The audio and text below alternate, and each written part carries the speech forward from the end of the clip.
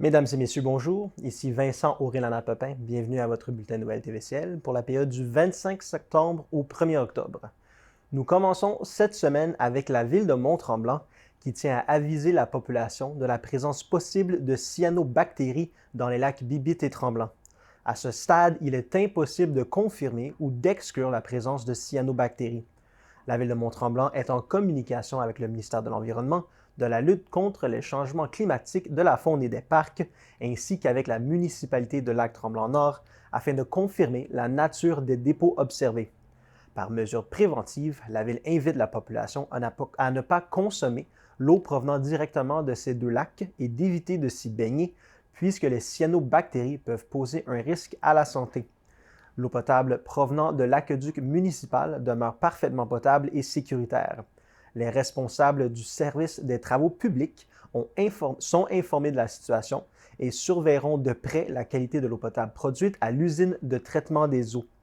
Les cyanobactéries sont des organismes naturellement présents dans les lacs. En faible concentration, ces organismes ne posent pas de risque pour la santé. Toutefois, lorsque les concentrations deviennent importantes et que des accumulations deviennent visibles à la surface de l'eau, des mesures de précaution doivent être prises. Pour connaître les symptômes possibles et les mesures de prévention à prendre, visitez québec.ca/santé, conseil et prévention, santé et environnement, algues bleu-vert. Si vous observez des particules en suspension en grande quantité dans un lac du territoire ou encore une accumulation d'écume anormale sur la rive, la Ville vous invite à faire un signalement au ministère via le formulaire disponible en ligne sur le site du ministère. Pour plus d'informations sur les cyanobactéries, la Ville vous invite à consulter la page villedemonttremblant.qc.ca/cyanobactéries. Pour toute question, communiquez avec le service de l'environnement et du développement durable en composant le 819-425-8614 ou par courriel à environnement@villedemonttremblant.qc.ca. Dans le cadre des Journées de la culture qui se déroulent du 29 septembre au 1er octobre, la ville de Mont-Tremblant vous invite à découvrir la richesse de sa culture et à célébrer les gens qui la façonnent à travers une variété d'activités gratuites.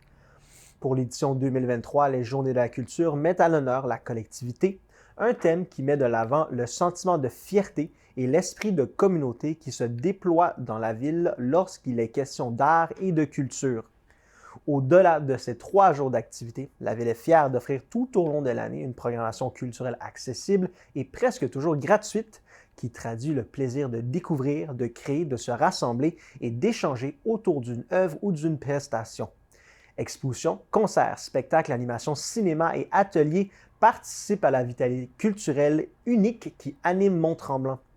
Avec la présentation de l'exposition Terre des femmes la ville met en valeur le talent d'un artiste de la région, donc Jacques Charbonneau, récipiendaire du prix du CALQ, artiste de l'année, dans les Laurentides décerné par le Conseil des arts et lettres du Québec en 2022. Ces œuvres originales mettent de l'avant des portraits de femmes et les différentes facettes de leur personnalité, interprétées à travers les mots d'autrices québécoises et françaises. Cette exposition numérique est présentée jusqu'au 22 octobre à la salle Alphonse Desjardins, située dans l'Hôtel de Ville, selon les heures d'ouverture de la bibliothèque, ainsi qu'à l'espace public. Dans la foulée de son exposition, Jacques Charbonneau offrira un atelier gratuit d'initiation à la thermographie, un procédé de reproduction utilisé dans la création de ses œuvres. L'artiste fera une démonstration de transfert d'images et de couleurs d'acétate ancrées sur différents supports à l'aide de la simple chaleur d'un fer à repasser. Cet atelier se tiendra à l'Hôtel de Ville le 1er octobre de 10h à midi. Réservez votre billet à villedemonttremblant.qc.ca/JDC. Le projet original Flore Laurentienne, porté par le compositeur et multi-instrumentiste Mathieu David Gagnon, sera présenté à la salle de spectacle de l'Église du village le 30 septembre à 20h. Avec 7 musiciens sur scène entremêlant un orchestre à cordes et des synthétiseurs des années 70, ce spectacle plongera l'auditoire dans un univers musical rappelant le mouvement de l'eau, inspiré par la nature et le fleuve Saint-Laurent. Les membres du public pourront échanger avec les artistes après la représentation. Il y a encore quelques places disponibles. Dépêchez-vous donc de réserver vos billets à villedemonttremblant.qc.ca/JDC. En première partie du spectacle Flore Laurentienne ainsi que sur ses plateformes numériques, la Ville de Mont-Tremblant dévoilera en primeur la programmation Première scène 2024, mettant à l'honneur plusieurs pointures de la scène musicale et de l'humour. La billetterie sera ouverte dès la programmation dévoilée. Pour ne pas manquer vos artistes préférés, réservez rapidement vos billets. Vous pouvez réserver au téléphone en composant le 819-425-8614. Vous pouvez également le faire en personne à l'accueil du service de la culture, des loisirs et de la vie communautaire. Les Journées de la culture sont aussi l'occasion de découvrir ou de redécouvrir les 14 œuvres d'art public qui habitent le territoire de Mont-Tremblant, dont l'envol du printemps de Pavitra Wickramasinghe, une œuvre nouvellement acquise par la ville déployée dans l'atrium du centre sportif. Pour parcourir le circuit d'art public, procurez-vous le dépliant à l'hôtel de ville ou au bureau d'accueil touristique de l'espace public ou encore consultez-le en ligne à villedemonttremblant.qc.ca/art public. Pour toute question sur la programmation des Journées de la culture, visitez villedemonttremblant.qc.ca/JDC ou communiquez avec les services de la culture, des loisirs et de la vie communautaire au 819-425-8614 ou par courriel à culture et loisirs @villedemonttremblant.qc.ca.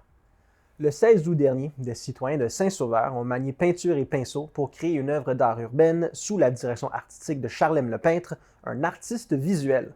C'est à l'angle des rues principales et Filion que s'est déroulée l'activité de création artistique collective, où plus d'une trentaine de volontaires ont mis la main à la pâte pour réaliser de magnifiques mosaïques colorées faites de plastique recyclé.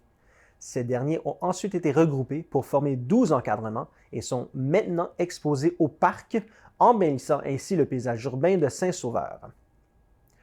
Au courant de l'automne 2023, le Service de l'environnement et du développement durable de Saint-Sauveur organisera des consultations publiques dans le cadre d'actions prévues au plan d'action en environnement 2021-2023.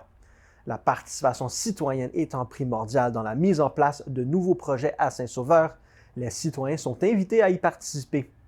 Afin de prendre part aux orientations qui seront mises de l'avant, les Sauverois sont invités à faire part des paysages qui leur tiennent à cœur.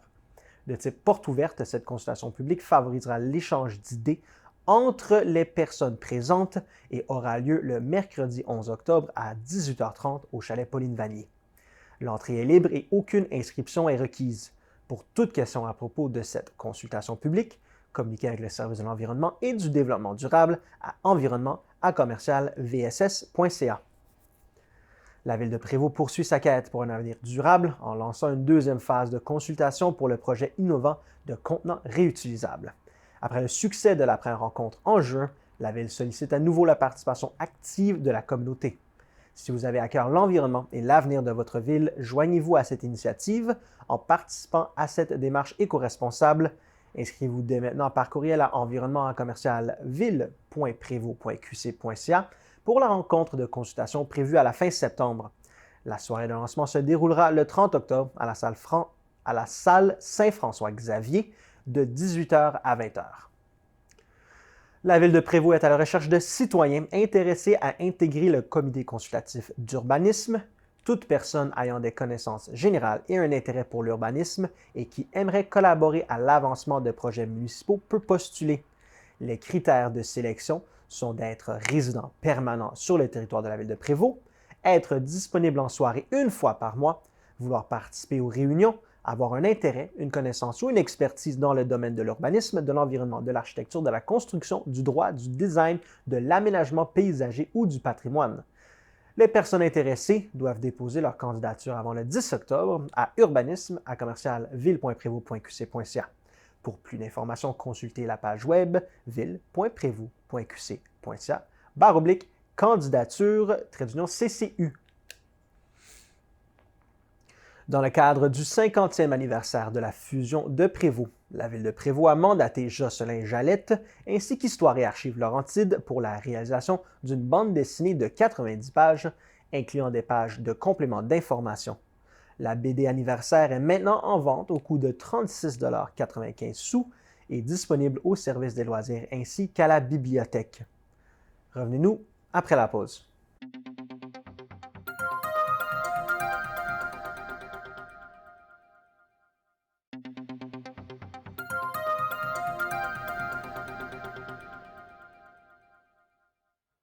Nous sommes maintenant avec Dave Godet, humoriste. Monsieur Godet, merci d'être avec nous aujourd'hui. Ça va bien?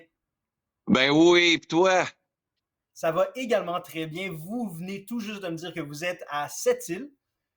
Donc, vous êtes sur la route en ce moment. Ouais, on est vraiment sur la route, on va se le dire. Écoute, parti de Tremblant pour cette île. On vient d'arriver à la salle Jean-Marc Dion, comme qu'on peut voir ici. Super belle salle. Et demain soir, Bécomo. Et la tournée est partie. C'est parti, là. Ben du kilomètre à faire. Je veux commencer par traiter de ça, par le côté un petit peu peut-être moins glamorous de la profession, parce que lorsqu'on pense à un humoriste ou à un performeur ou à un divertisseur, on pense au moment lorsqu'il est sur la scène. Donc, on pense à lorsque les projecteurs sont rivés sur lui, mais ça, c'est une infime partie de la job. Le reste du temps, c'est du stress à aller d'un endroit à l'autre sur un autobus, c'est du stress pour penser à des blagues qu'on espère que les gens vont apprécier. Donc, parlez-moi de la partie moins glamorous de votre profession, s'il vous plaît. Le moins glamorous, c'est beaucoup toute la gestion de la production. Donc, tu sais, c'est millions de courriels, la communication, faire sûr entre moi puis les salles, faire sûr mon directeur technique qui est présentement sur la scène-là. Lui, il a toute l'information qu'il faut pour le spectacle pour donner aux techniciens qui sont dans chaque salle. Après ça, on fait le placement d'éclairage qu'on peut voir, test de son. À partir de là, faire sûr s'il y a la marchandise, des chandails, des hoodies, des affaires de même, faire sûr que le staff sont là. Fait que c'est beaucoup de gestion avant même que j'écris une joke. À partir de là, le spectacle commence, puis tout le kit, on l'aura d'une couple de fois, faire sûr que tout est bon, l'éclairage, les techniciens, tout le monde est parfait. Puis après ça, le show finit. Puis après ça, on va faire pipi parce que c'est la prochaine chose que tu veux faire quand tu débarques de scène, parce que souvent, l'envie de poigne après un gourou, puis t'es grand man, ça fait 45 minutes, tu sais, j'ai envie déjà. Donc, c'est pas mal ça, moi, ma routine d'une journée. De ce que j'ai lu, je me suis informé un petit peu, il y a deux types d'humoristes, si on veut. Il y a l'humoriste pour lequel ça vient juste naturel. Tout ce qu'il dit va être drôle tout le temps, il n'y a pas vraiment besoin d'y réfléchir. Il y a également le type d'humoriste qui est une approche un petit peu plus calculée. C'est quasiment de la science. Créer une blague, c'est, je pense à un punch, comment est-ce que je l'introduis, qu'est-ce que je rajoute pour faire en sorte que le punch soit plus efficace. Dans quelle catégorie tombez-vous ou est-ce que vous êtes un petit peu partagé dans les deux? Moi, je suis plus la catégorie, je pourrais dire, drôle sur le moment. Tu sais, je suis pas l'humoriste qui passe beaucoup de temps à écrire des jokes. Moi, je suis très live. Chris, est-ce que je travaille beaucoup mes jokes ou je suis plus spontané? Les deux, OK. Fait que ça a l'air chez les deux, mais je suis plus comme tu peux voir. Tu sais, c'est comme un genre du contexte. Tu sais, ça fait comme. Moi, j'aime ça quand c'est vivant. Tu sais, quand c'est sur le spot, une joke, interaction avec le public.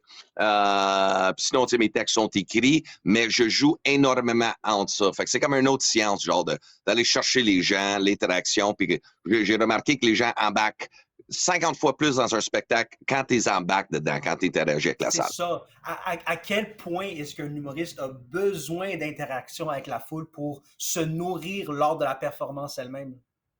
Ben, je pense que ça dépend le contexte. T'sais, comme disons, si on fait comme des galas, on n'a pas le temps d'interagir. On est calculé vraiment sur le chronomètre, 7 minutes, 8 minutes, gros max. Fait que c'est le texte. Fait que tu essaies de condenser le plus de blagues possible dans le peu de temps. Et quand tu fais un one-man show comme je fais, moi je fais comme 1h30 de spectacle, des fois ça va jusqu'à 1h45, parce que ça me permet de sortir du texte pour créer un moment. C'est ça qui est très le fun avec l'interaction. Une performance de 7-8 minutes, c'est tellement ingrat, c'est tellement pas assez long pour comme actually aller chercher les réactions qui comptent, ou est-ce que vous êtes quand même en mesure de le faire en si peu de temps? Ben, moi, j'appelle ça du suicide émotif, pour vrai. Okay. C'est tellement dur parce que le public n'a même pas le temps vraiment à apprendre qui t'es, parce que t'es plus occupé à essayer de livrer le matériel que tu veux, disons, sur le sujet, disons, je vais faire 7 minutes sur les Q-tips. Fait que là, c'est dire les Q-tips, en même temps, parler de qui je suis pour les gens s'identifient, créer une connexion, ainsi de suite. Fait que ça devient très dur, moi, c'est pour ça que je suis plus un gars qui fait beaucoup d'Internet et je focus moins sur des galas, parce que je trouve l'Internet avec des vidéos, je suis pas timé, je peux prendre le temps de connecter avec la foule, les gens ont plus de temps de me découvrir. Fait que j'adore cet accès-là, disons, avec les réseaux sociaux, Facebook, TikTok, Instagram, ainsi de suite, tu sais. Fait que c'est pour ça, des gars-là, je suis comme, c'est une pression vraiment pas le fun à avoir. Et moi, j'adore juste la créativité libre. Je sais pas si tu me comprends, je veux dire. Là, j'ai pas de timer, puis je m'amuse. Oui, c'est ça. Puis je trouve ça intéressant parce que vous avez dit, c'est important pour moi de montrer qui je suis sur scène. Donc, c'est pas une façade que vous mettez de l'avant. Ce que les gens voient sur scène, c'est Dave Godet authentique. C'est pas une prestation, c'est pas un spectacle, c'est une partie de vous-même qu'à chaque performance, vous livrez à l'auditoire. C'est ça? Oui, exactement.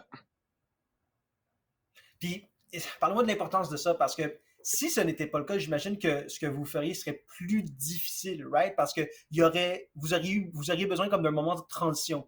Mais là, vous n'en avez pas besoin parce que lorsque vous arrivez sur scène, vous n'avez pas besoin d'être un personnage. Vous arrivez sur scène, puis authentique, vous livrez ce que vous êtes. Vous n'avez pas besoin de réfléchir à, OK, là, je suis plus Dave Godet, je suis Dave Godet de scène. Ça devrait être tellement plus difficile et plus stressant. Ou est-ce que c'est le contraire? C'est moins stressant. Parce que quand vous êtes purement authentique sur scène, si les gens n'aiment pas ça, c'est vous qui n'aiment pas. Si vous êtes un personnage et les gens n'aiment pas ça, ils n'aiment pas votre personnage.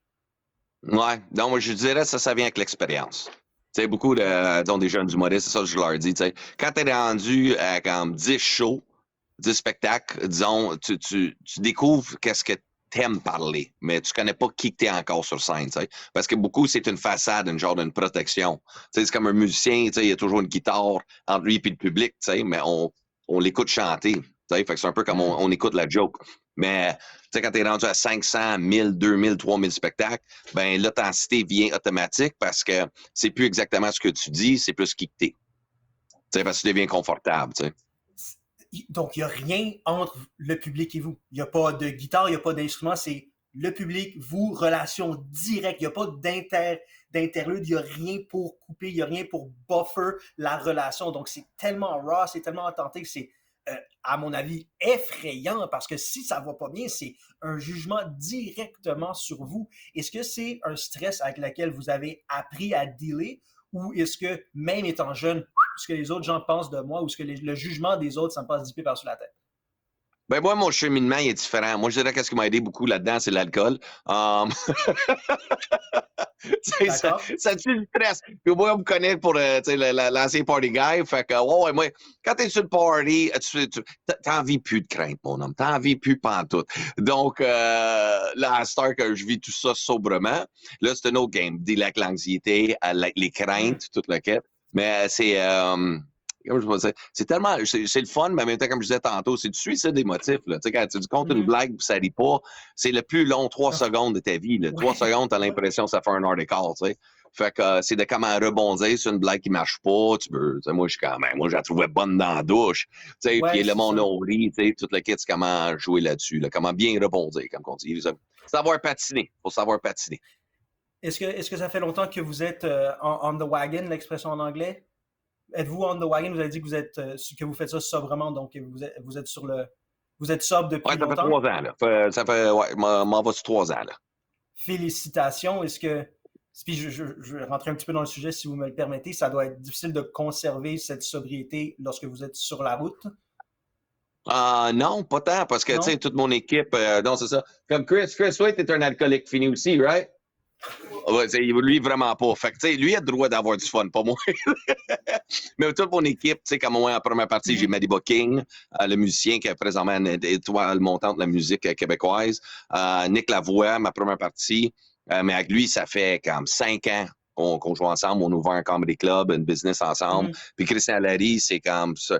C'est toute une gang qui m'encourage aussi. Fait qu'après les shows, souvent, on fait juste, on relaxe ensemble, on va au restaurant, tu sais, mais... disons, les années de party sont pas mal finies. On est plus rendu à donner un méchant bon produit aux spectateurs. C'est plus ça qui nous préoccupe. C'est pas la fiesta. Oui, c'est ça. Je vais vous poser une question. Je pense que je connais la réponse. Avez-vous déjà écrit une blague parfaite? Ouais. Pour vrai, moi, j'allais dire non. Moi, dans ma tête, il n'y a rien de parfait. Une blague, il y a toujours façon d'améliorer. Une toile, une peinture, une œuvre d'art, il y a toujours une façon de l'améliorer, surtout dans la tête de l'artiste lui-même. Donc, vous me dites que vous avez déjà écrit des blagues parfaites, que vous ne retravaillez pas. Non, je touche pas un mot. Je touche pas un mot, n'importe quoi. La virgule près, la pause, le tout. OK, ben ça prend une énorme force de caractère de juste pouvoir dire « All right, elle est done. She's done. C'est fini, c'est fini. Regarde, je suis très, très content avec ça. » C'est ça, mais on change quand même la structure, disons, des numéros, comment qu'on les place. Ça, pour que l'éclairage fit, c'est comme tout l'été, moi et Chris, on a travaillé, changer des affaires, OK, on va faire ça à la place toute. Pour le spectateur, il y en a encore plus parce qu'on est deux perfectionnistes. C'est comme, il y a toujours une place à l'amélioration, mais il y a des blagues qu'on touche juste pas. Là. C'est comme, c'est juste parfait de même. Qu'est-ce qui est... C'est une question que j'ai posée à également un autre humoriste avec lequel on a discuté l'année passée. Je vais vous la poser également. Qu'est-ce qui est la comédie, l'humour à son état le plus pur? Est-ce que c'est un homme ou une dame sur scène devant un auditoire ou est-ce que c'est deux gars assis sur un divan en train de shoot de shit, en train de se raconter des blagues? Et c'est quoi la comédie ou l'humour à son état le plus pur? Ouais, c'est sûr, c'est sur scène que ça se passe, ça. C'est vraiment, tu sais, quand t'es devant 1000 personnes, puis t'essaies de trouver la joke où que 95% de la foule ont déjà le référent, tu sais, du propos que tu parles, qui ont déjà vécu ça, toute la quête. C'est là que c'est comment trouver le plus de sujets et down des idées qu'on shoot pour voir si ça se transpose sur une scène. Tu sais, comme tu dis, on peut être deux chums, comme moi et toi, on se connaît pas, mais je suis pas mal sûr, on sort ensemble en ce moment, on dirait plein de conneries toutes, mais peut-être en dans de 1 heure, il y aurait comme une phrase que je sais comme, ça pourrait se transposer devant le public. Parce qu'il y a bien des affaires avec moi et mes chums, c'est comme, non, c'est pas drôle, mais il y a d'autres affaires, t'es comme, attends une seconde, ça, là, ça, je pourrais faire de quoi avec ça? T'sais, fait que c'est souvent ça. Il y a des choses juste qui se transposent, d'autres qui se transposent pas pendant.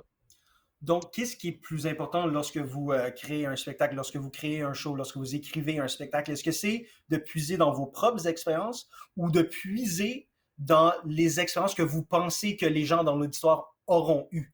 Parce qu'eux peuvent s'identifier plus facilement à ça. Qu'est-ce qui est... lequel des deux? Moi, je pense, ça dépend du sujet, mais moi, quand je compte mes anecdotes, moi, je compte mes affaires à moi. C'est pour ça qu'ils m'appellent la légende, parce que mes anecdotes sont assez... tu sais, quand tu voles un char sous l'influence, puis tu réussis à rentrer et sortir des États-Unis, puis tu n'as pas de record criminel, ça, c'est légendaire. Tu sais, c'est des affaires de même. Les spectateurs, c'est comme... Ça fait rafraîchissant pour eux autres. C'est comme... Colin, mais moi, mon mardi soir, il était plate, finalement. Tu sais, fait que... ben, après ça, c'est d'autres propos, tu sais, quand je parle de... Un petit peu à la quand on va dans un spa. Bon, ouais, c'est ça dépend. On peut aller dans un spa ou quand je parle, tu sais, quand tu vas manger au restaurant ou des affaires de couple ou ainsi de suite, tu sais. Fait que, mais sinon, beaucoup de musique aussi dans le show. Où est la ligne du politically correct? Est-ce que vous la voyez puis vous la respectez ou est-ce que c'est une ligne que, peu importe, vous la traversez parce que c'est le rôle d'un humoriste de tenter de repousser le plus possible la limite? Ben, il y a des humoristes qui maîtrisent très bien le dépassement de cette ligne imaginaire-là. Moi, ça dépend. Des fois, je vais la dépasser, mais c'est pas quelque chose qui me fait peur en tant que tel. Tu sais, parce que j'ai rien à perdre. Je sais pas si tu comprends ce que je veux dire. C'est comme, quoi, du monde va être fâché, mais ils vont juste être fâchés, 48 heures. Puis après ça, ils vont avoir quelque chose d'autre aux nouvelles. Puis après ça, ils vont être focusés là-dessus. Puis ainsi de suite. Tu sais, les gens, ils stickent jamais longtemps sur quelque chose, là, tu sais. Fait que ça dépend le sujet, là, je pense. Vous connaissez-vous l'expression du canary in a coal mine, le canari dans la mine de charbon? Ouais, ok, ben je peux voir la métaphore un peu. C'est qu'ils mettaient le canari dans la mine de charbon, puis lorsqu'ils entendaient le canari chanter ou crier, c'est qu'il y a quelque chose de mauvais qui s'en venait. Moi, dans ma tête, un humoriste, c'est un petit peu... Les humoristes sont un petit peu les canaris de la société, dans le sens où c'est eux qui, le plus efficacement, peuvent illuminer les enjeux sociétaux qui s'en viennent. S'il y a quelque chose qui n'est pas correct dans la société, eux peuvent en traiter avec de l'humour et illuminer l'enjeu puis illuminer la problématique. Est-ce que c'est quelque chose que vous essayez de faire ou vous touchez pas à ça? Ça, c'est pour les humoristes un petit peu plus engagés, un petit peu plus impliqués communautairement. Ça me regarde pas ou est-ce que vous rentrez là-dedans? Ben, je rentre là-dedans, mais c'est sur le contenu que je fais sur les réseaux, je dois dire. T'sais, parce que ce spectacle-là, il est écrit, toute l'équipe, fait que je ne vais pas changer de quoi pour comme une blague du moment. Fait que je vais affronter la ligne, disons, ces réseaux en vidéo, toute l'équipe. Je le vois dans les réactions des commentaires. Il y en a qui sont pas d'accord, puis après ça, il y en a 80 qui sont d'accord. Ça fait des bons débats aussi. Fait que, C'est des genres de Quel type choses. OK. Puis, les commentaires que vous recevez, il y en a sûrement un bon pourcentage qui sont négatifs. La peau dure que vous construisez ou dont vous avez besoin pour ignorer ça ou pour que ça rebondisse, ces commentaires négatifs-là, ça vous a pris combien de temps à l'acquérir? Ça m'a pris je pourrais dire un bon 2 ans. C'est quelque chose, là. Ça, c'est très tough de comment créer, comme tu dis, là, la corne, ses doigts, là, genre là-dessus. Là. C'est juste un moment donné aussi, tu apprends aussi à filtrer un petit peu la façon dont tu dis l'information que tu mets en ligne. T'sais. Donc, comme ça, tu provoques moins ces commentaires-là. Mais quand il y en a qui ne comprennent pas, parce qu'on va se dire, c'est pas tout le monde qui sont intelligents, ces réseaux.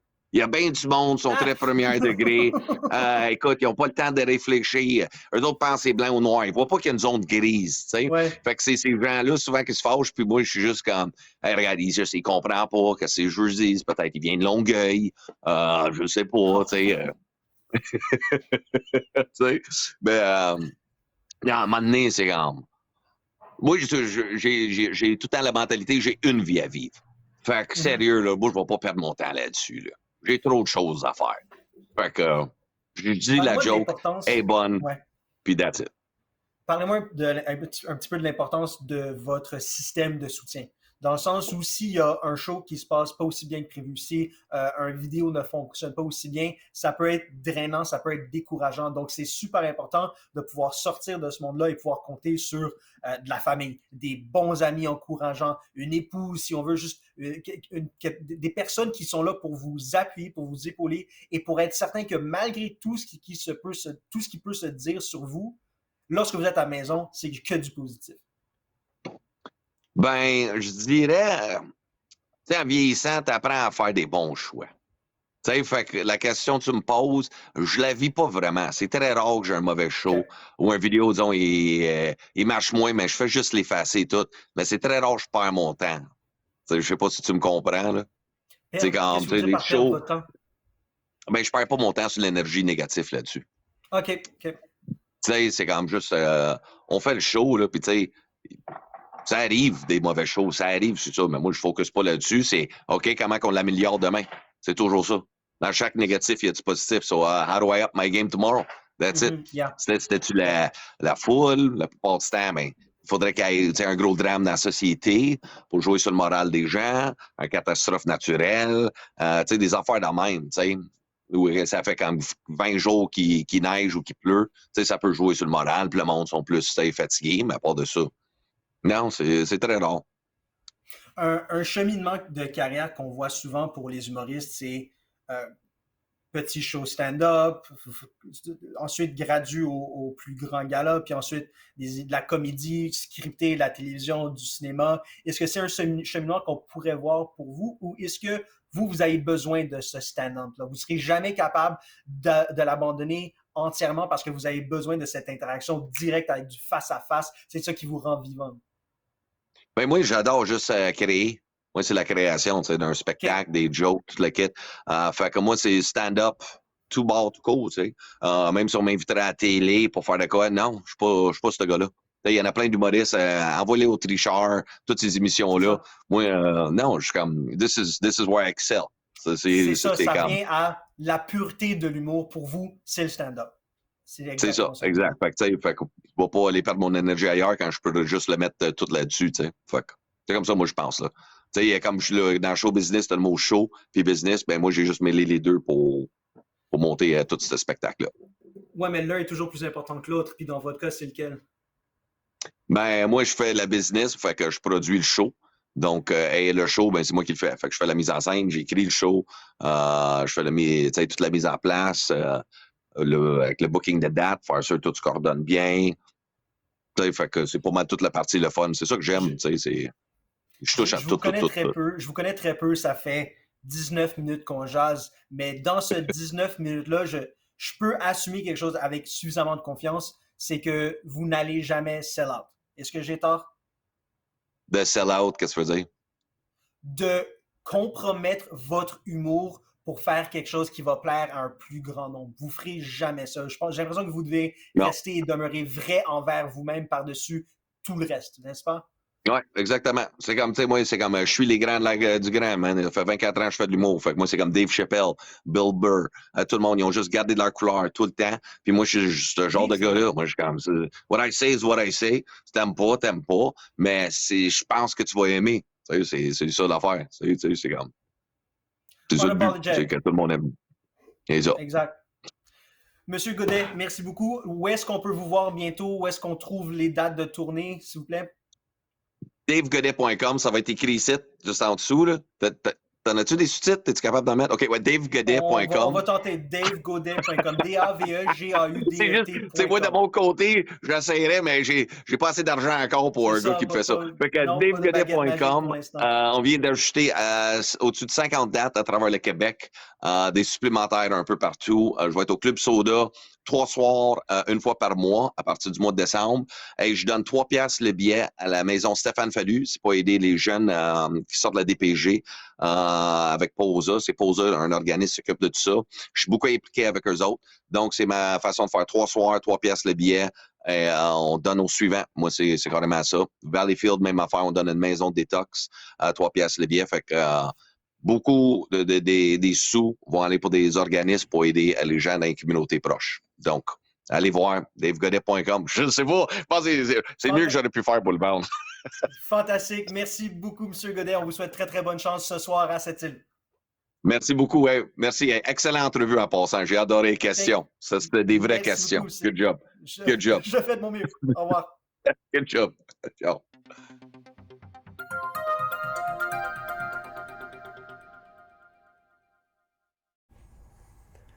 La municipalité de Piémont vous invite à participer à l'initiative Escouade Millefeuille, lancée par l'organisme Le Rucher Collectif.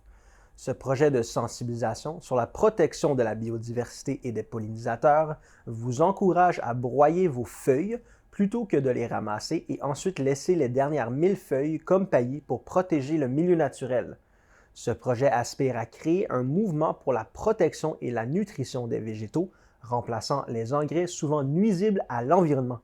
Le projet cherche à protéger de façon plus large la biodiversité, incluant les insectes qui sont la base alimentaire de plusieurs animaux.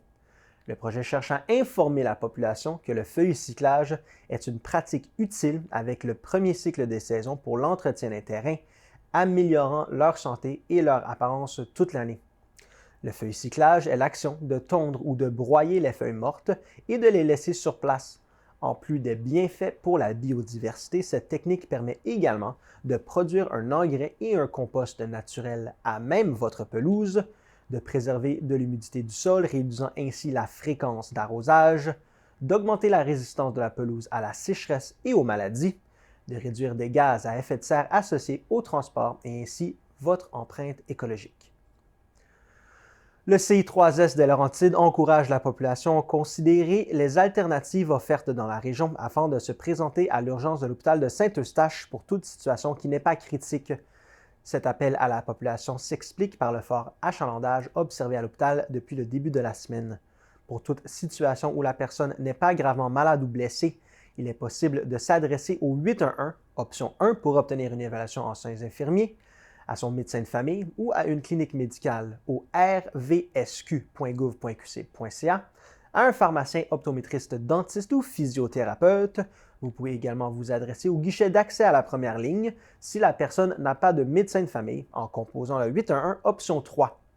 Un résumé des ressources disponibles dans la région peut aussi être consulté sur la page Consulter un professionnel sur le site internet du CI3S des Laurentides à l'adresse santélaurentide.gouv.qc.ca. Ces alternatives sont à considérer si la situation n'est pas urgente. Toutefois, toute personne en situation critique ou instable ne doit pas hésiter à se rendre à l'urgence en cas de besoin. Le CI3S des Laurentides tient à remercier ses équipes et l'ensemble de la population pour leur collaboration en cette période de fort achalandage. Les résultats du dénombrement des personnes en situation d'itinérance visible au Québec réalisé en octobre 2022 dressent un portrait inquiétant de l'itinérance dans la région des Laurentides. En effet, le nombre de personnes en situation d'itinérance dans les Laurentides est estimé à 464 personnes. Il s'agit d'une augmentation de 109 % depuis 2018. Le CI3S des Laurentides est préoccupé par la situation et se fait un devoir de poursuivre son engagement dans la lutte au phénomène en collaboration avec les différents partenaires concernés. L'intensification de l'itinérance sur le territoire est une réalité constatée par les équipes sur le terrain depuis quelques années. Elle semble s'expliquer par plusieurs enjeux et facteurs, entre autres la pénurie de logements abordables, la hausse du coût de la vie ainsi que la pandémie de COVID-19. Cette hausse marquée du nombre de personnes en situation d'itinérance confirme que les actions mises en place par le CI3S des Laurentides et ses partenaires sont plus que nécessaires. La lutte à l'itinérance est un enjeu collectif important auquel l'établissement participe activement. Plusieurs actions sont déployées en ce sens. Soulignons notamment la mise en place du programme régional Espoir, qui signifie équipe de suivi de proximité offrant de l'intervention en réinsertion. Cette équipe assure une présence auprès des personnes en situation d'itinérance ou à risque de l'être directement dans leur milieu de vie. D'ailleurs, 425 personnes ont pu être rejointes grâce à ce programme dans la dernière année. De nombreux services d'aide à l'hébergement sont également disponibles. Plus de 125 places sont offertes en hébergement d'urgence et de transition dans la région. À cette dernière s'ajoutent des programmes de supplément au loyer, des projets de stabilité résidentielle ainsi que des ententes avec les offices municipaux d'habitation. Le CI3S de Laurentides annonce que des ententes de collaboration sont maintenant en vigueur entre la Maison de la naissance du Boisé de Blainville et tous les centres hospitaliers accoucheurs de la région. Cette collaboration permet aux femmes enceintes de Laurentides de bénéficier de davantage de soins et de services de proximité. Grâce à ces ententes, les femmes enceintes bénéficiant d'un suivi par une sage-femme ont maintenant la possibilité de recevoir des soins et services spécifiques dans l'hôpital de leur voisinage, que ce soit à Mont-Laurier, Saint-Jérôme, Saint-Eustache ou Sainte-Agathe-des-Monts. Cette démarche s'inscrit dans une volonté de rendre les services de santé plus accessibles, flexibles et adaptés aux besoins des patientes. La présidente directrice générale du CI3S des Laurentides, Mme Rosemond Landry, mentionne que les femmes enceintes de la région bénéficient d'une plus grande accessibilité à différents soins spécifiques au cours de leur grossesse. Pour plus de renseignements sur les ressources liées à la grossesse et l'accouchement, notamment sur les services sages-femmes offerts dans la région, consultez la page Grossesse et accouchement du CI3S des Laurentides. Le président du conseil d'administration du Centre intégré de santé et des services sociaux des Laurentides, M. André Poirier, tient à informer que la présidente directrice générale de l'établissement, Mme Rosemond Landry, quittera ses fonctions le 9 novembre prochain afin d'amorcer sa retraite. En poste à la tête du CI3S des Laurentides depuis 2019, Mme Landry compte plus de 40 ans de service au sein du réseau de la santé et des services sociaux. Infirmière de formation, celle-ci avait poursuivi ses études en administration ainsi qu'en droit et politique de santé. M. Poirier mentionne que Mme Landry a débuté ses fonctions de PDG quelques mois à peine avant que la pandémie de COVID-19 se déclare et que tous ses plans ont dû être revus et elle s'est consacrée corps et âme à la gestion de cette crise sanitaire. Il ajoute que Mme Landry a su diriger son équipe durant cette tempête qui a bousculé tout le monde et durant laquelle il y avait tant de besoins à combler. Mme Landry poursuivra son mandat jusqu'au dernier jour prévu, soit le 9 novembre prochain. Un processus de recrutement sera lancé au cours des prochains jours par le ministère de la Santé et des Services sociaux afin de prévoir sa relève. Le CI3S des Laurentides est heureux de présenter un projet novateur mis en place dans son centre de réadaptation de la rue Boyer à Saint-Jérôme. Des décors créatifs ont été aménagés dans les locaux afin d'offrir un environnement de réadaptation ludique et stimulant aux personnes ayant une déficience de langage, visuelle ou auditive. Ces décors plongent les participants au cœur d'une ville fictive qu'ils peuvent explorer dans le cadre des thérapies. De plus, sur un autre étage, un voyage imaginaire est proposé grâce à des locaux aménagés pour représenter différents pays du monde. Cette initiative innovante vise à améliorer l'expérience de réadaptation tout en favorisant l'épanouissement des individus concernés. Le projet Diversité a entièrement été conçu et réalisé par l'équipe d'intervenants du Centre de réadaptation. Le premier étage est spécialement conçu pour une clientèle pédiatrique, notamment ceux avec une déficience auditive et du langage. Les corridors sont aménagés sous le thème d'une ville municipale où chaque bureau représente un environnement différent, tel qu'une caserne de pompiers, une boulangerie, une chocolaterie ou une animalerie. Cette conception ludique permet aux enfants de s'immerger dans un environnement stimulant tout en facilitant leur apprentissage et leur développement. Les intervenants utilisent les décors de manière thérapeutique durant les séances. Par exemple, le local à l'allure d'une animalerie permet de travailler de manière ludique et interactive sur la prononciation des mots en présence d'éléments stimulants tels que des peluches, ce qui favorise l'apprentissage et l'expression verbale des enfants. Cette approche interactive permet de créer un espace attrayant pour les usagers autant que pour les employés. Une carte touristique a aussi été créée par les intervenants du centre de réadaptation pour permettre aux enfants de repérer des objets et de se déplacer d'un local à l'autre, toujours dans un but thérapeutique.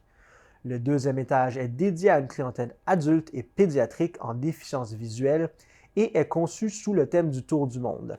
Chaque bureau est décoré pour représenter un pays différent, créant ainsi une atmosphère immersive pour les bénéficiaires.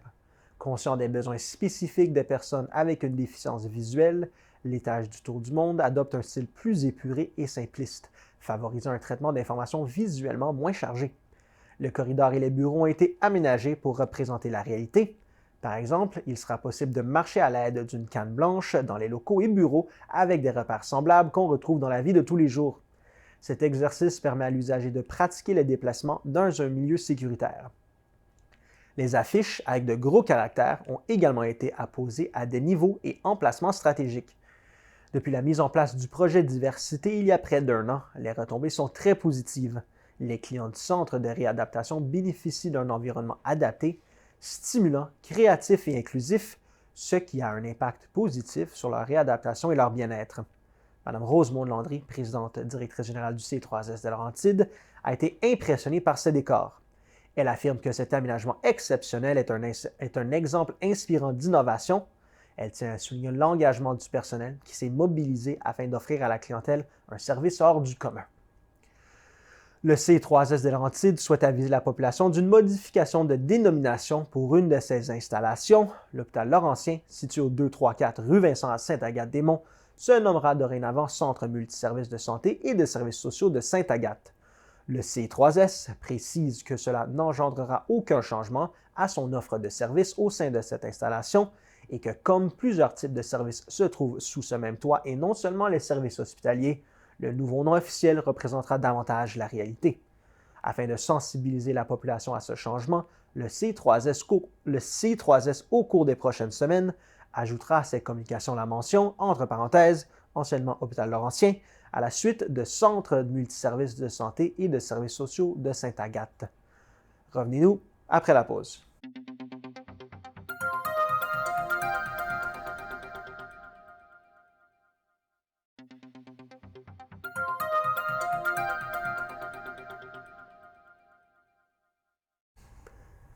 La municipalité de Val-David a procédé à la transformation de plus de 8000 tonnes de matériaux de pavage provenant de travaux effectués sur la route 117 ainsi que 2000 tonnes provenant de chemins municipaux en les concassant sur place au site de neige usé de Val-David.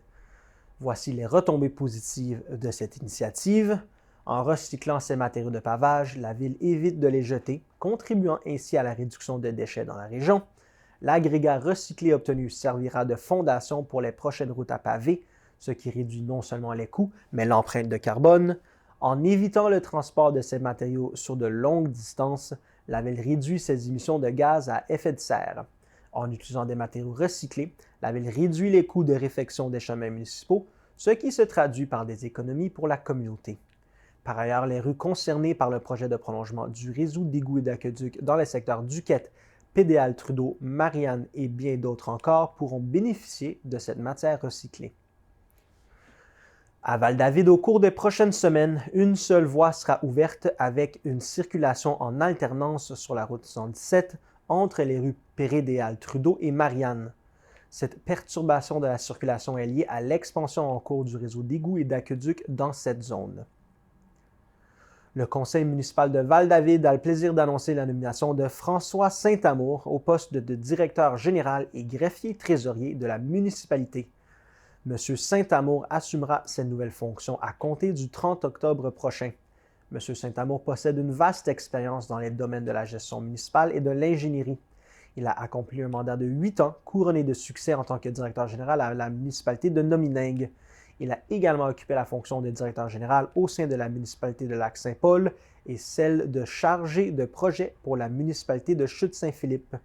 De plus, M. Saint-Amour a considérablement enrichi son savoir-faire en occupant des postes de direction au sein du secteur privé. Son expertise et son expérience professionnelle attestent de sa capacité à relever avec succès les défis complexes de la gestion municipale. Membre de l'Ordre des ingénieurs du Québec, il détient un baccalauréat en génie chimique avec une spécialisation en environnement ainsi qu'une technique dans le domaine de l'assainissement des eaux. La mairesse Dominique Forget mentionne que c'est avec beaucoup de bonheur que la ville accueille M. François Saint-Amour au poste de directeur général de Val-David. Elle profite de cette annonce pour remercier l'équipe de direction et tous les employés pour leur dévouement et leur professionnalisme. M. Saint-Amour explique qu'il est très excité de se joindre à la belle équipe municipale de Val-David et qu'il a hâte de rencontrer l'équipe de travail, les citoyens, les commerçants et les organismes afin de faire avancer ensemble ce beau village. Des modifications ont été apportées à la portion sud de la rue Valiquette, entre la rue Bélec et le boulevard de Sainte-Adèle, afin de procéder à des changements importants. La rue Valiquette devient sens unique vers le sud, entre Bélec et le boulevard de Sainte-Adèle.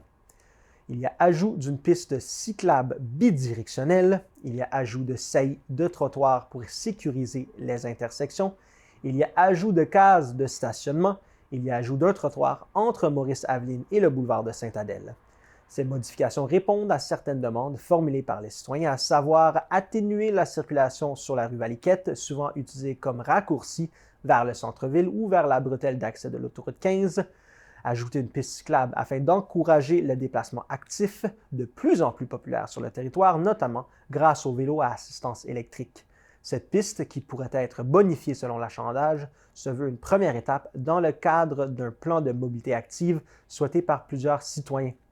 Les citoyens souhaitaient également ralentir la circulation sur cette rue qualifiée de piste de course. Les saillies de trottoirs aménagés aux intersections incitent les conducteurs à ralentir et permettent aux automobilistes, aux cyclistes et aux piétons de mieux se voir et de traverser en toute sécurité. Les citoyens désiraient également ajouter des cases de stationnement aux abords des commerces du secteur et à proximité des résidences. Par ailleurs, le stationnement ne sera permis que d'un côté de la rue pendant l'hiver, afin de permettre aux déneigeurs de procéder au déneigement en toute sécurité. Les citoyens désiraient également ajouter un trottoir entre Maurice-Aveline et le boulevard de Sainte-Adèle pour favoriser les déplacements à pied et donner un meilleur accès piéton au centre-ville. La nouvelle signalisation est en place et le marquage des espaces de stationnement sera fait sous peu. Lors de la séance du Conseil du 18 septembre, le Conseil municipal de Sainte-Adèle a octroyé par résolution un mandat pour service professionnel architecture et gestion de projet à la Fédération québécoise des municipalités pour un montant estimatif de 395 865 $ en lien avec la construction d'une nouvelle caserne de pompiers. Dans le cadre de ce mandat, la Fédération québécoise des municipalités assurera la réalisation de l'ensemble des documents d'architecture et appels d'offres pour les autres professionnels requis. La Fédération québécoise des municipalités sera gestionnaire de projet pour l'équipe de professionnels et fera l'accompagnement du projet pour la municipalité. À la tête du service de sécurité incendie depuis 2016, le directeur Stéphane Turcotte précise qu'avec le temps, les besoins ont changé et les responsabilités ont augmenté en vertu de la loi sur la sécurité incendie. Il ajoute que les équipements ont grossi, que la ville a davantage de véhicules et compte sur la présence des pompiers à la caserne. Actuellement, la ville répond en moyenne à 650 appels par année. Cette nouvelle caserne permettra aux pompiers de travailler et de maintenir leurs compétences dans les meilleures conditions possibles afin de répondre adéquatement aux nombreuses demandes d'intervention d'urgence des citoyens. Construite en 1970, la caserne actuelle, située sur la rue des Cantonniers, était à l'origine le garage municipal de Sainte-Adèle. Agrandi et transformé au fil du temps, le garage municipal a été converti en caserne incendie en 1999 à la suite de la fusion de Sainte-Adèle et Mont-Roland. Cette relocalisation du service de sécurité incendie, qui devait à l'origine être temporaire, est devenue permanente et dure depuis près de 25 ans. Outre la structure et les composantes du bâtiment qui ne sont plus conformes aux normes actuelles, les locaux sont exigus et ne peuvent accueillir l'ensemble des employés du service, bien plus nombreux qu'à l'origine. La Ville procède actuellement au montage financier du projet, dont le coût est présentement évalué à environ 10 millions de $, et la Ville sollicite les programmes de subvention. La construction de la nouvelle caserne de pompiers fera l'objet d'une demande de subvention auprès du ministère des Affaires municipales et de l'Habitation. Dans le cadre du programme d'amélioration et de construction d'infrastructures municipales qui vise à soutenir l'amélioration, l'ajout, le remplacement et le maintien des bâtiments municipaux, la Ville de Sainte-Adèle pourrait bénéficier d'une aide financière considérable pour réaliser ce projet de l'ordre d'environ 4 millions de dollars. Le parc du Mont-Loup-Garou est en nomination pour un prix Excellence de l'Association québécoise du loisir municipal dans la catégorie municipalité ou arrondissement de 10 000 à 24 999 habitants.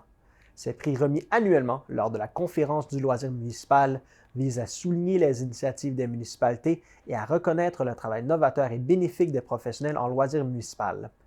La remise des trophées se déroulera à Sherbrooke le jeudi 28 septembre. La Ville de Sainte-Agathe-des-Monts a annoncé que des investissements majeurs seront dédiés à l'amélioration du centre sportif Damien-Itsu et pour un projet de conception d'îlots sportifs. Le projet sera réalisé en plusieurs étapes et s'échelonnera sur plusieurs mois afin de bien évaluer les besoins à combler et d'obtenir l'appui financier gouvernemental nécessaire à la tenue des travaux. Si des réflexions sont déjà en cours dans les différentes équipes de travail de la Ville, la mise en œuvre du projet est pour sa part anticipée pour la fin de l'année 2023 et se poursuivra minimalement jusqu'à l'été 2024. En plus d'offrir une meilleure expérience aux citoyens agatois lorsque ceux-ci profiteront des installations améliorées, l'ajout de nouvelles infrastructures permettra de leur donner l'accès à une plus grande variété sportive. Comme la Ville est propriétaire du terrain qui se trouve à l'arrière du centre sportif, c'est cet endroit qui a été retenu pour le développement du projet. Les citoyens seront invités au cours de l'été à se prononcer dans le cadre d'une consultation publique concernant l'aménagement du site afin de s'assurer que ce dernier réponde aux besoins de la communauté. L'invitation sera transmise à l'ensemble des résidents via les réseaux sociaux de la Ville. Revenez-nous après la pause.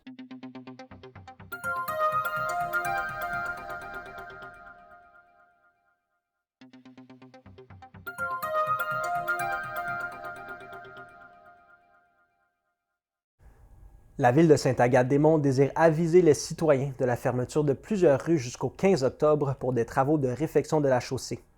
Les rues concernées pour lesquelles la circulation locale sera permise seulement sont la place des Jardins, le chemin Régent, le chemin Gérald, le chemin André. Des signaleurs seront présents aux abords du chemin du Petit Bonheur où la circulation sera possible sur une voie en alternance. Pour toute demande de renseignements, communiquez avec la Ville en tout temps par téléphone au 819-325-4595 ou à l'adresse courriel info.travaux@vsadm.ca.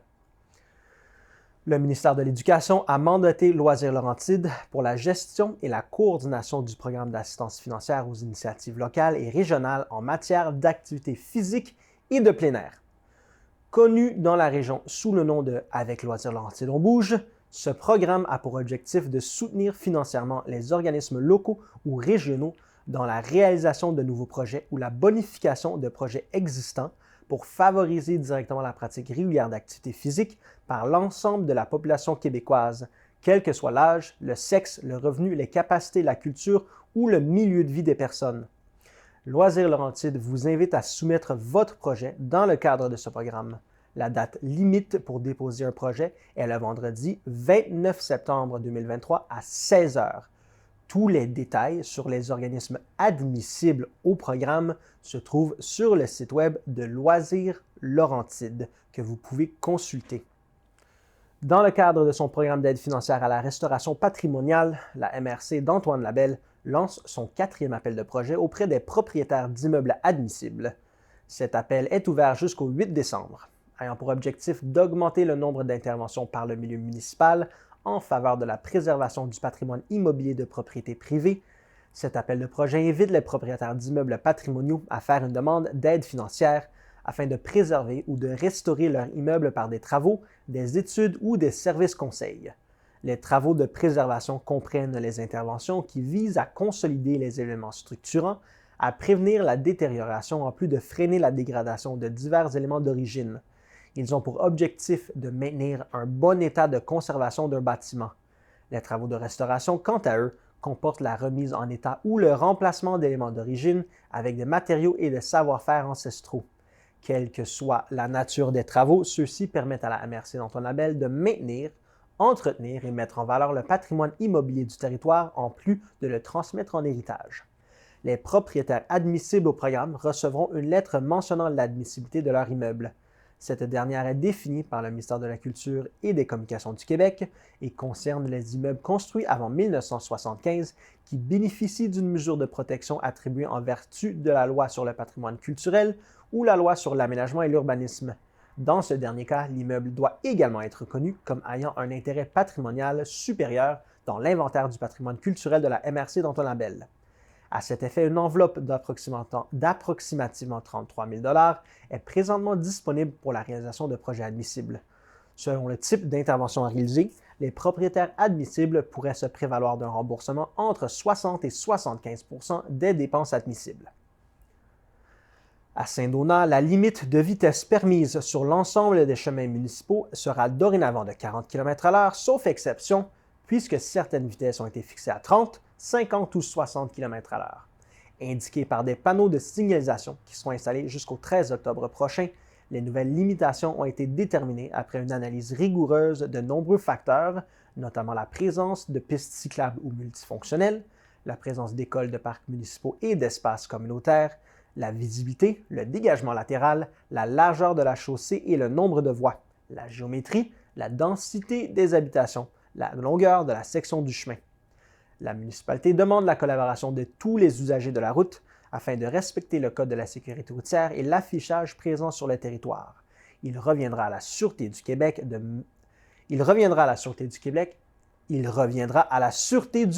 faire appliquer cette nouvelle réglementation en vigueur depuis l'été, mais qui sera pleinement effective à l'automne lorsque les panneaux de signalisation seront tous installés.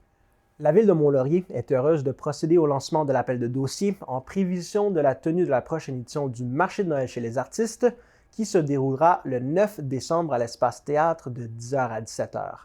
Pour la 7e édition, le Marché de Noël chez les artistes est à la recherche d'exposants des secteurs suivants: les métiers d'art, les arts visuels et les produits gourmands artisanaux. Cet événement propose une expo-vente voulant célébrer les objets uniques conçus par les créateurs de la région. Les artistes désirant déposer leur candidature doivent remplir le formulaire disponible sur le site web de la municipalité avant le 20 octobre. Les candidatures peuvent être envoyées par courriel au ramsey@ville-mont-laurier.qc.ca ou en version papier à l'Hôtel de Ville. Pour plus d'informations, visitez le site Internet de la Ville de Mont-Laurier ou téléphonez au 819-623-1221 au poste 703. Voilà, c'était tout cette semaine pour votre bulletin de nouvelles TVCL. Je vous remercie d'avoir été à l'écoute. À la semaine prochaine.